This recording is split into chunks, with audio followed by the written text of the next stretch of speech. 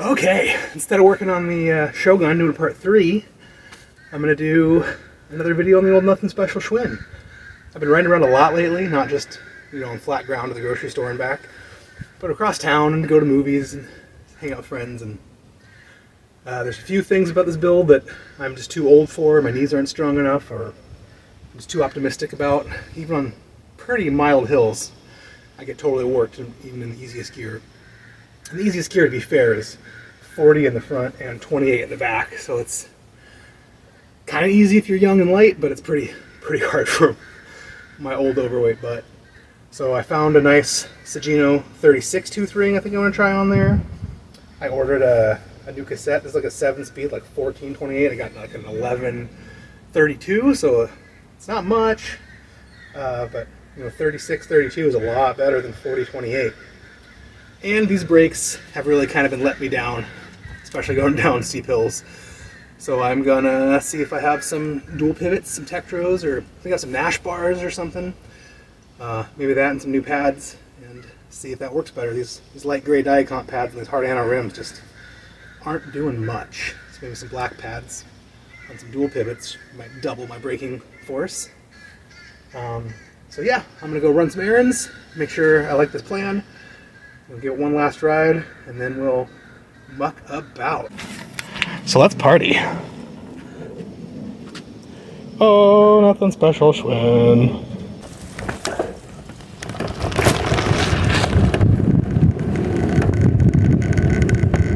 Stop sign. No cop, no stop. Kind of like no law, no crime.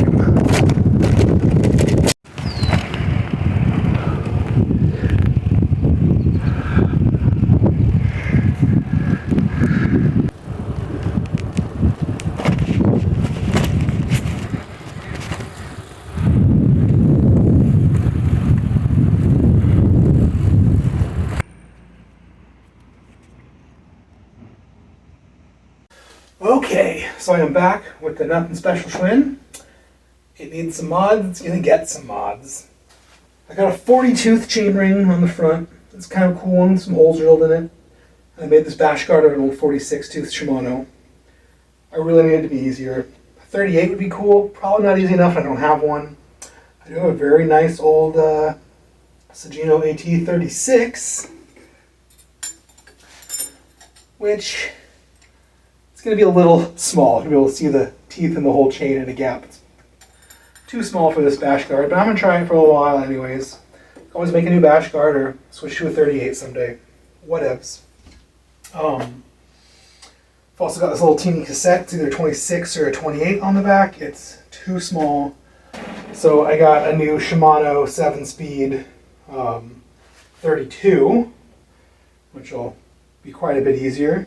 And it's kind of a weird one. It's like a fake lightweight one with some riveted on rings and like a plastic center body spacer instead of alloy. But it's still kind of light. It's a lot of plastic spacers. It's kind of cool for like a $14 cassette. And it's black, which I think will kind of go with the pedals and the rings and the accents on some of the parts. Got a new chain, SRAM PC830. It's a great 8-speed chain that works great for 6 and 7 and 8 and indexing. That chain's kind of half worn out. I think it came with that cassette. It kind of matched. I'm going to swap that out.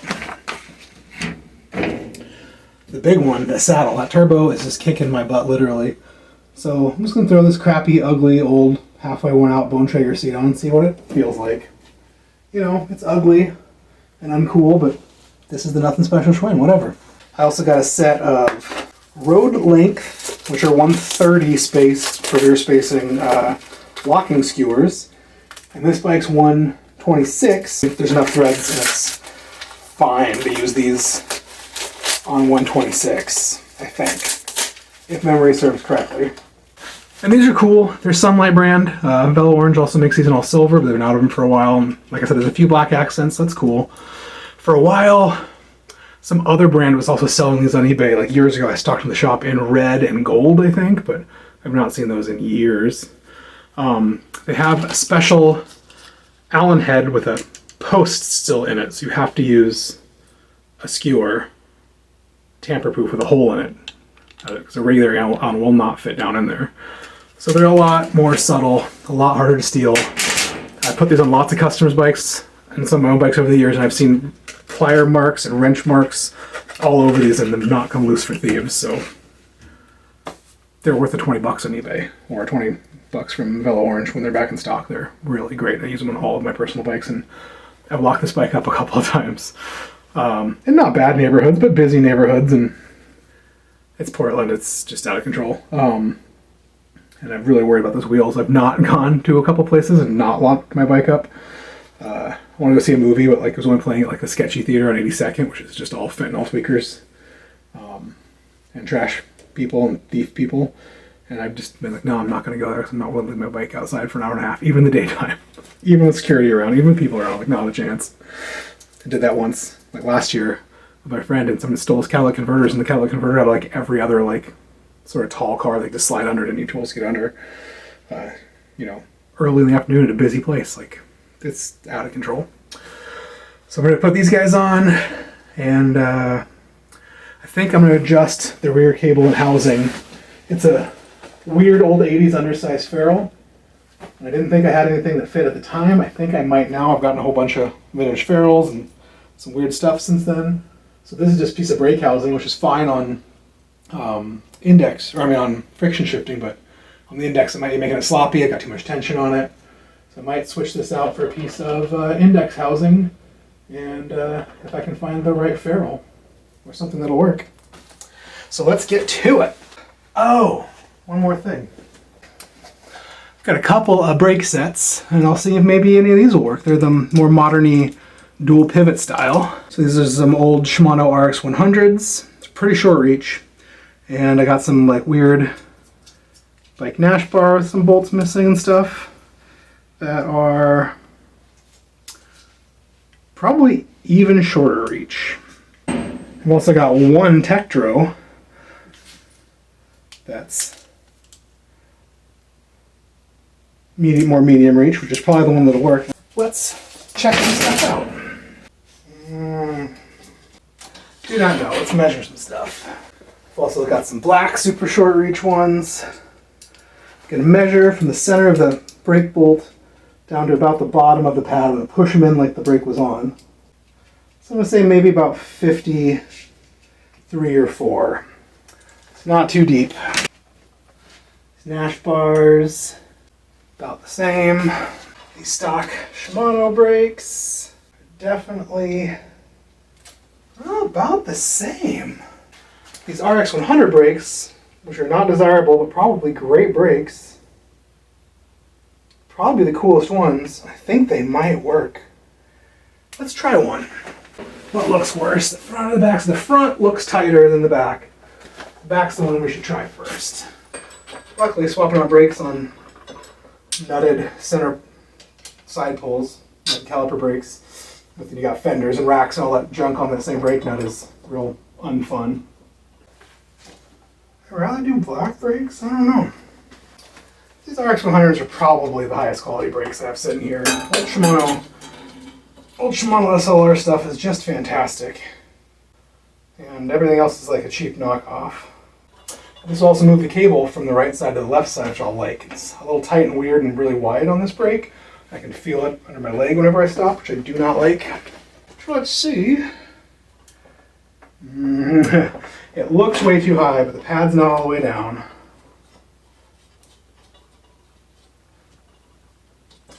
Let's see what happens. I'm guessing it's going to be just shy and really annoying. Yep, it needs to come down like 4 or 5 more millimeters. Just not happening. Probably those medium reach Tektros, which for some reason I only find one of. And these Nash bars might stick down a little bit more. Let's just try them. I don't think it'll work, but let's try it. I'm so sad you don't work. Stupid old road bikes, making short breech brakes, becoming as tight as possible. Probably have these on eBay anyways, and if I hadn't got them all installed, they'd probably sell while I was installing them. It'd be really annoying. Probably not, but let's Let's try it out. Just in case by some miracle, a nice old vintage silver brake actually fits and works. Got some medium reach black, nutted, not recessed. So they wouldn't work, but I could probably switch out the bolts and the pivots and all that stuff and make them work, but that's a weird nightmare too. I think we did that in a different video recently. Oh yeah, not even close. Could always put that medium reach Tektro on the front, leave this crappy brake on the back until I happen upon another medium reach silver Tektro. None of you guys.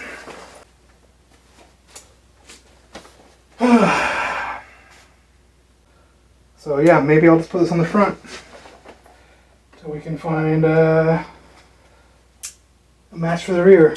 I hate mismatched stuff, but I would like more braking power. Let's do the front with the rack bolt and stuff in the way. Oh, why wouldn't it be super tight? My paranoia about this heavy rack and basket, my dog. I think I put an extra long bolt on the front. May or may not be true. Nope, it's actually kind of short. Maybe it's just longer than what the old one was. If I pull that brake pad off, maybe I can get this off easier. Drop out of the way.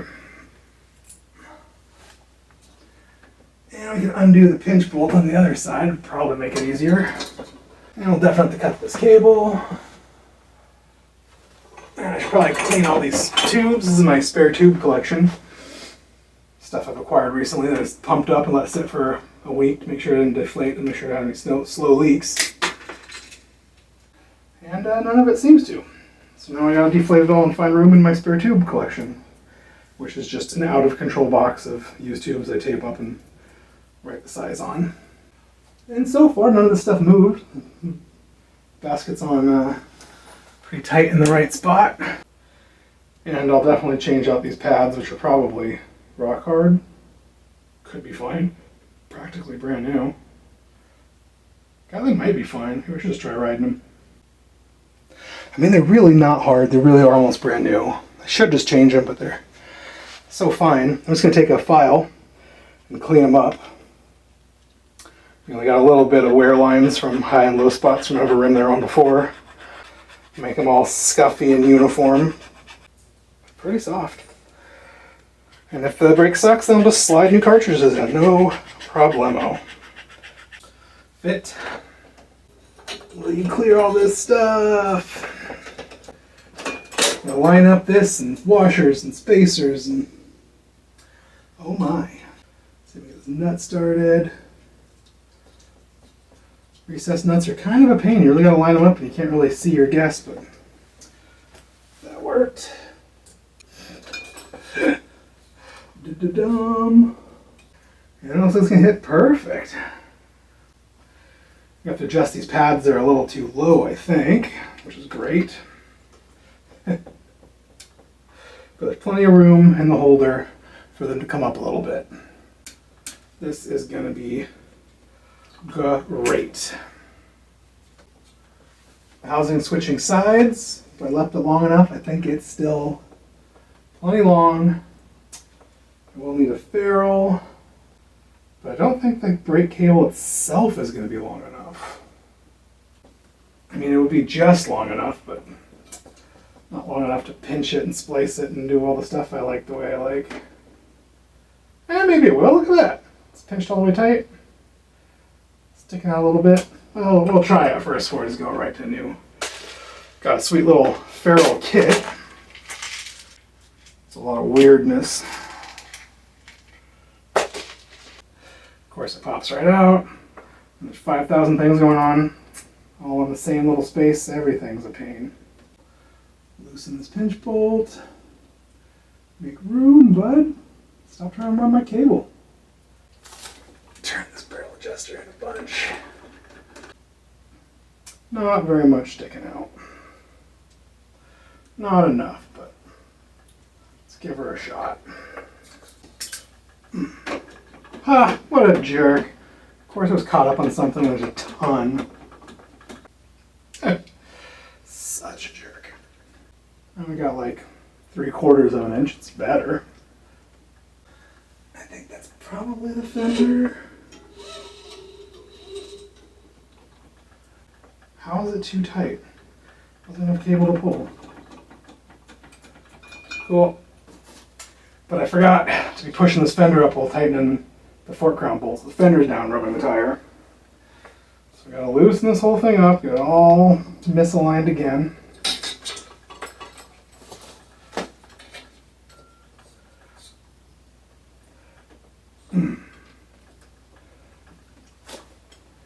Just enough. And we gotta wiggle the fender all the way up, hitting the crown race. Crown race doesn't turn, it's not a big deal. Just hit the headset cup. I got spacers in here, so this rack mount can't touch the headset cup because that would be a problem because the fork turns, the headset cup doesn't. So it would be making noise. It's basically up as far as it'll go into the crown race. Tighten it, there's room. Didn't fit very well to take it off. We could trim the top of this fender stay a little bit so it could go up a few more millimeters. Just file or grind the top off. And of course that changed everything. So we have to futz this centering on the rim and the toe in to make that just right. But it is pretty close. Find my tools and finish this ferrule on.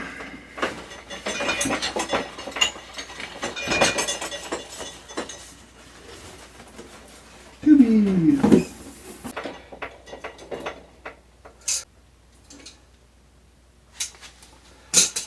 Tight. Pretty close adjustment.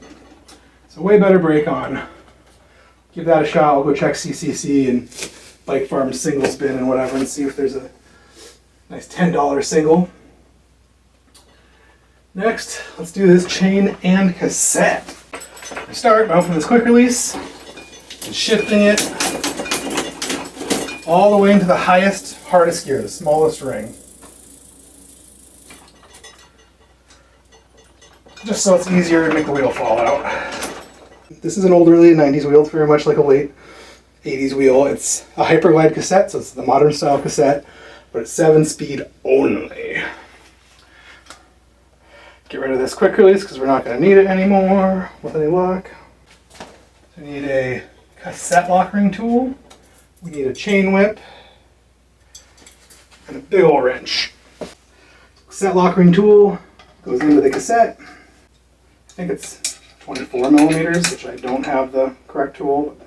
So this guy's got to go righty-tighty, lefty-loosey, but the cassette spins left, so the chain whip holds your cassette and keeps it from spinning. Well, this tool was just fit 4.5 seconds ago. It doesn't fit. There we go. See how easy that came off? When you put these on, they got to click like 2 or 3 times. The guy's like, it feels loose. Just click it 20 times and it's impossible to get off. This will not come loose on its own. You don't have to worry about it. Don't over tighten them. This is an early Hyperglide. This scares people because you see the threads on the outside. It's the old Uniglide style. It's like a fixed gear lock ring. There's a lot of early stuff like that that only uses that. This is the later one that uses both. It's got threads on the inside and the outside. So this is still cool if you don't mind running 7-speed. It's got one thin cassette riser. The rest of the splines are all thick. So you line up the thin to the thin, and then it'll slide right on.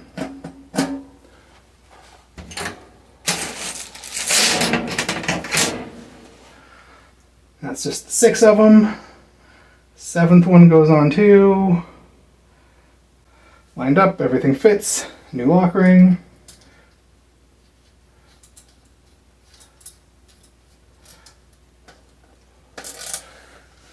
Just a few clicks. It's probably tight enough to be totally honest, but I like to put it.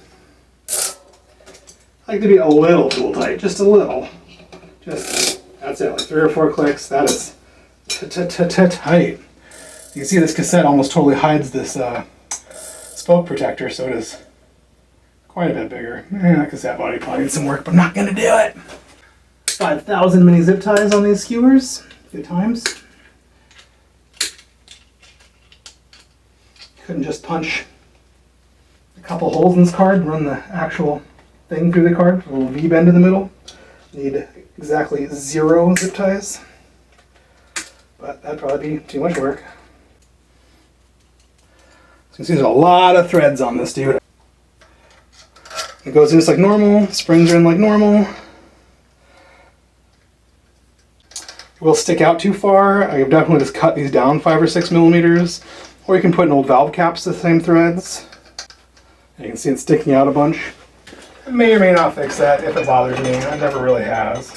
I've definitely cleaned it up in the past for looks on custom bikes. There we go, baby.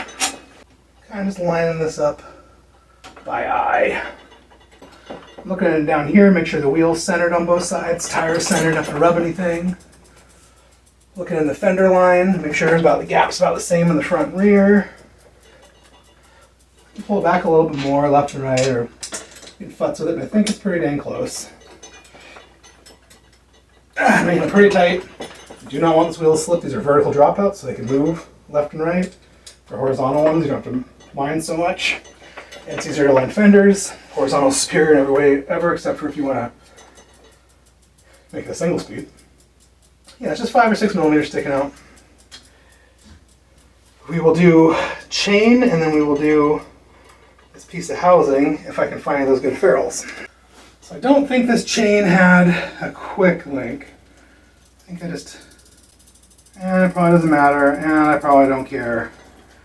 And I probably won't reuse it. I really hate reusing old chains and stuff. It's like kind of at the worn out mark and it kind of misses some shifts. Almost. Woohoo! Before I can resize the chain, we really got to change the chain ring. Because then it'll be the wrong size once we switch to a smaller one.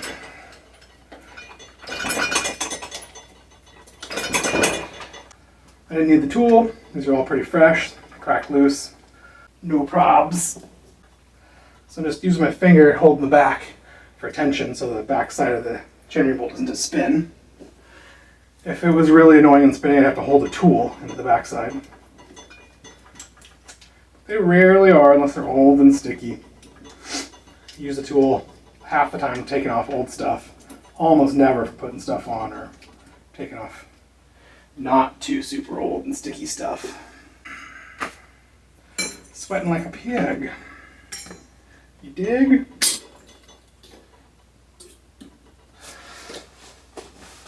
Out with this cool old 40 unmarked, probably SR or whatever, and in with this cool 36.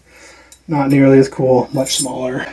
I never, ever, ever, ever, ever use my my high gears, my littlest rings, my hard ones. So even if this 36 is like way too small and easy, there is a very good chance. Don't put it on right way, put it on backwards.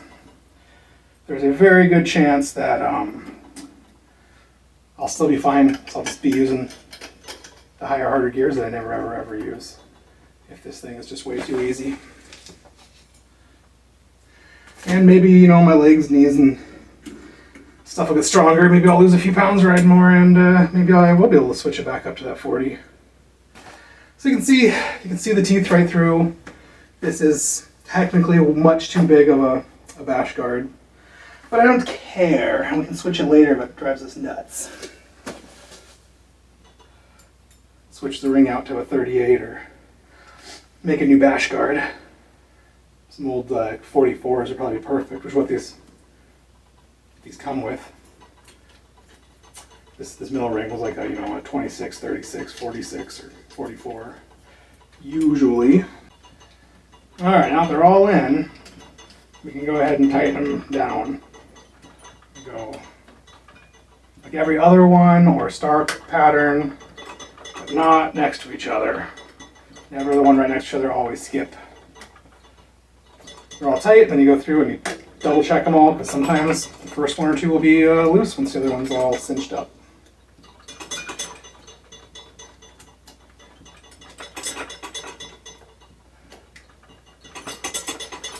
One last double check them up. I don't want to go too tight, it starts stripping threads and mangling things, but I'm really good about being crazy and over tightening things, but I'm not trying to be. Woohoo! Now we can size the chain. Okay, so we got one 8-speed chain, one 8-speed quick link, quick link pliers.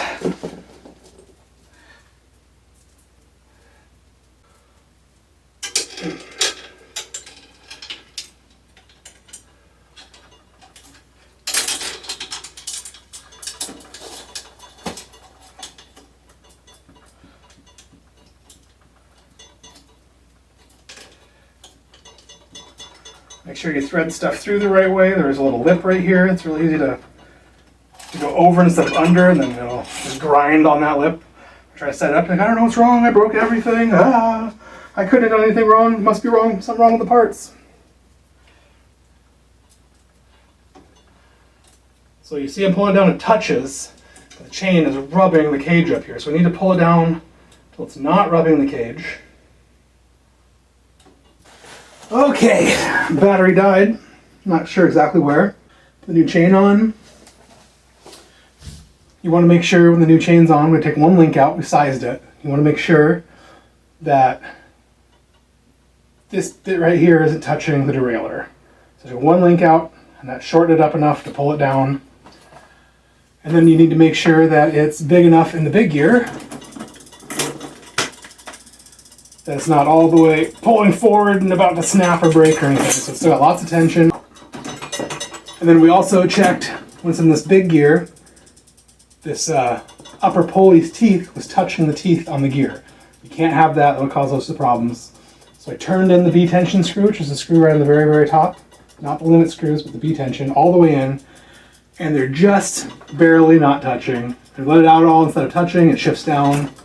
Might be fine. If it's not, we'll use a wolf tooth road link and drop this derailleur down an inch.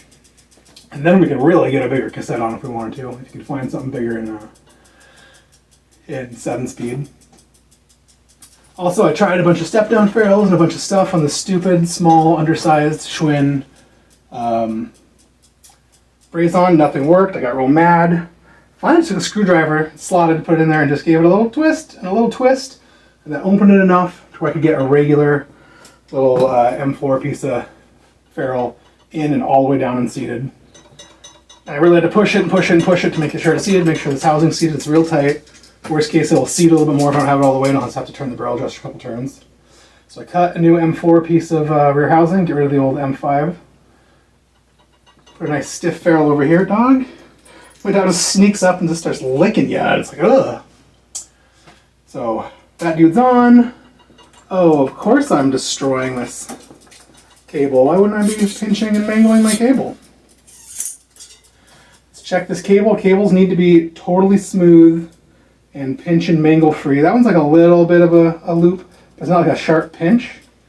Any like pinches or kinks means that every time you shift, every time there's tension on this cable, all it's going to do is take out that little kink instead of actually transmit the shifting force. And will make your brakes mushy or your shifting really bad mushy. So if this had any actual kinks, I'd be replacing it. It's barely mushed. I think it's fine. Making sure it goes through the guide. Making sure it goes through the guide.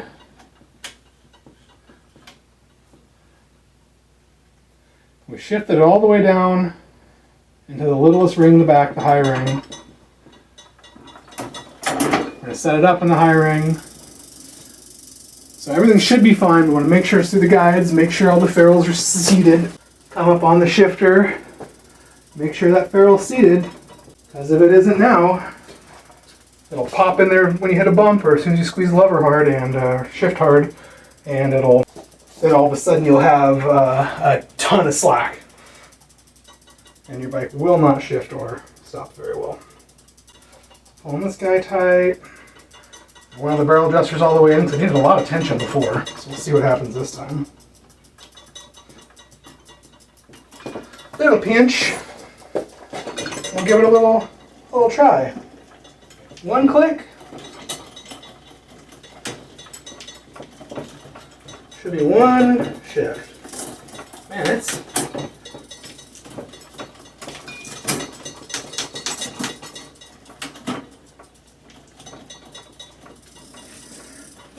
not very crisp.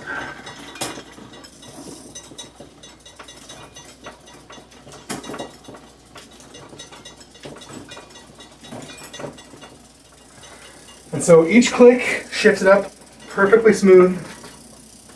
One gear. When you change cassettes, sometimes things will be slightly different. Sometimes you need to make sure that your chain's still lined up center on the cog. The limit screws are adjusted correctly. It seems like it is. Come back down. Perfect.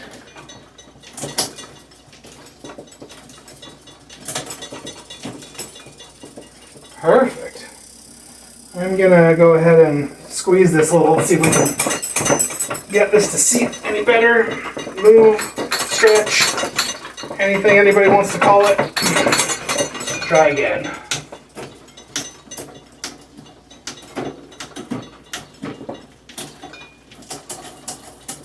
And it's seated a little bit because now it's not clicking all the way up, so I'm just going to increase the tension.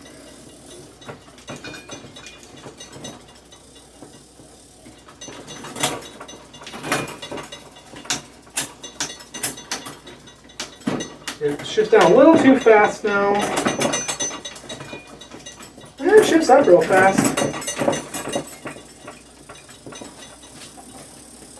It's kind of all the way over in the big ring. It almost acts like it wants me to let the limit screw out just a little bit so it can come over as far as it needs. If it can't come over as far as it needs, it's going to be barely up on that ring and always trying to fall back down. And there is an L and an H on most stuff if you look. I can't see. Who knows? Who cares? It's probably the top one. It's always the opposite when you think it is. And it's grinding. It's definitely not that one. I just let the wrong limit screw out. Put it back in a little bit till, yeah, you can see it down here. Until we get this derailleur pulley to line up dead set on this first cog. So right in line, so you can see the chain going straight up and down. The chain's not pulling over to get to the cog. Let out this bottom one.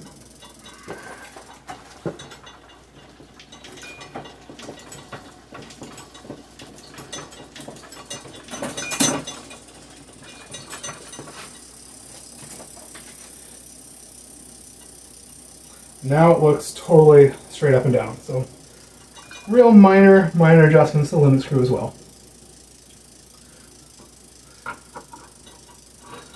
Maybe cut this a little shorter, put a cable tip on it. So I shortened this piece of housing from how long I had it. Shorten this guy to match, because I don't want to hit my heel. Got a little, some of the smaller, 1.1 instead of 1.2 millimeter cable tips for shift cables. Might as well use some. I had black ones on here before, but I think I need to order some more. Cool, so that's on. We've now gone from a 40-32. No, it was a 40, I think it was a 40-28. Yeah, vomit. And it looks like a small 28. I know that's nonsense, but that's how it feels. So from a 40-28 to a 36-32. So damn near 1-to-1. That should be fine for my heavy butt on just regular old little hills around town. Got the better front brake on, just have to test ride and adjust. Gonna do the saddle. God, what else? We did the front locking, or the rear locking skewers to the front. The bike shop always had like a rolling stool, like an old rolling chair. Scout, it's not for you, babe. It's not for you. It's not toys. Hey, be cool. And that was really, really handy for rolling around working on bikes. Here I just sit on the floor and it's not handy or easy to move around or fun. Cool, Dad. Cool. Any luck, this wheel didn't fall down or move or shift or do anything annoying. I'll lift up on it with the rack and all the heavy stuff and all the junk in the way. Who knows, man? Looks centered in the fender. Looks centered on the brakes, which aren't centered. All right, in pretty tight. front skewered. Now you just have to always have one of these tools on you if you ever want to fix your flat. You could patch a flat on the side of the road with not being able to get your wheel off. You just have to find the hole and just derail that part and pull the tube out. Clean and patch it and pull whatever sharp out. But if you want to change the whole tube, this wheel has to come off. You need this tool to always be with you. So I'm going to rubber band that to a tire lever and stuff it in the front pocket here. Just need to center and adjust that brake, which I'm going to do roughly right now. I'm just going to squeeze it so its own leverage holds it against the rim. Wiggle it up, wiggle it even, wiggle it down. I try it without any toe in at first because toe in only works sometimes.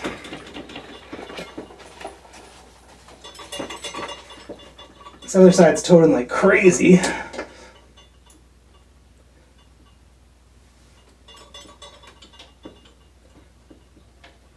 Just using a little lever pressure. Hold it against the rim so it, in theory, won't turn while you're trying to tighten it, which of course it just did. Of course it's dark as hell in here, but I think it's pretty close.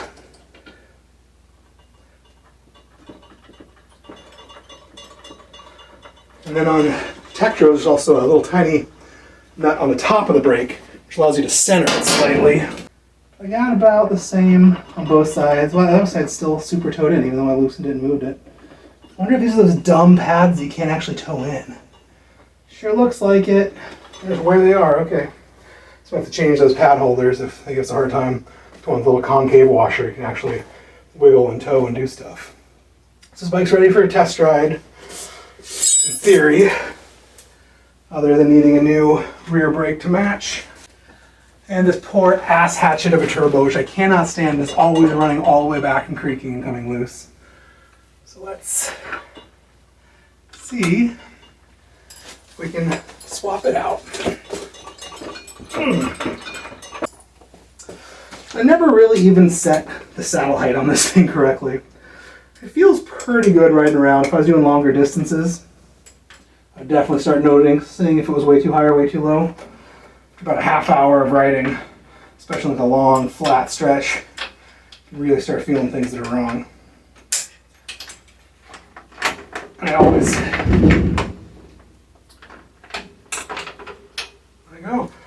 always bring a good Allen wrench with me on a tour or whatever to adjust saddle height easily. Because on like a long ride or a tour, and it's going to be more than an hour, I will definitely stop and adjust that once or twice, usually lowering it. In town, you're trying to feel faster, and you're riding your stuff way too high, but when you get out on the road, it starts annoying and straining your lower back, and not feeling awesome. Look at this ugly saddle. It could be an ass hatchet too, but I got a lot of saddles right now, so like whatever, forever, man. Yeah, this stupid thing looks like it's like barely touching the front and not the back at all. I wonder if it's got to be spun around or like what's up? Stupid saddle clamp barely touching the front, not pinching the whole rail all the way along. Stupid sheet metal saddle clamp. I should probably replace it with nice alloy heads. Yeah, what is your deal, bro? Who knows? That's the angle I wanted at. A little bit up. It's a real upright position. I want to be able to get my sit bones all the way back on the saddle. Put it up when you're too bent over. Just feel the nose stabbing you on the front. If you put it too far down, you'll just be sliding off the front, putting all your weight on your palms and your wrists and getting numbness and having all sorts of problems. So saddle angle is a thing. But yeah, look at this. Look at this tiny little gap here. There's a giant gap here. This seat post is dumb, bro. I might change this head if this comes loose or bothers me again. It came loose a few times on the turbo. Not like loose, but like just enough for this thing moved all the way back and creaked. Yeah, it's already dark. I don't want to test ride it tonight. I mean, I could, but who cares? So we'll save it for tomorrow. Okay, we got the Nothing Special Schwinn out here for its first test ride after swapping out the chainring and cassette and some housing and skewers and saddle. See if it makes it more awesome. I'm gonna run down to the old post office and get rid of some eBay. And then we'll head out to a grocery outlet and buy some more popsicles, because I love popsicles. I'm always looking for an excuse to ride my bike out to grocery outlet. All right, let's do it.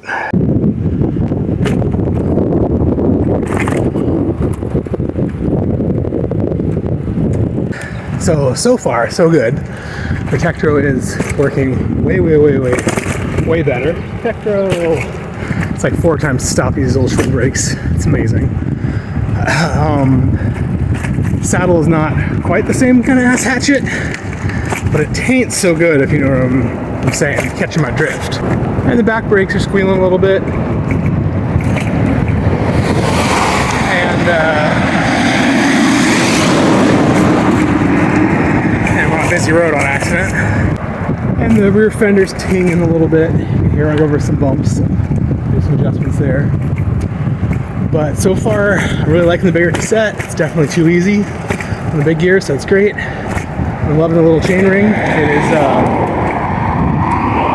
It is so much easier. I just feel so spinny in every gear, which is a good thing. So I'm a masher, and I have knee arthritis, so I can't be a masher anymore. And I'm almost to gross out.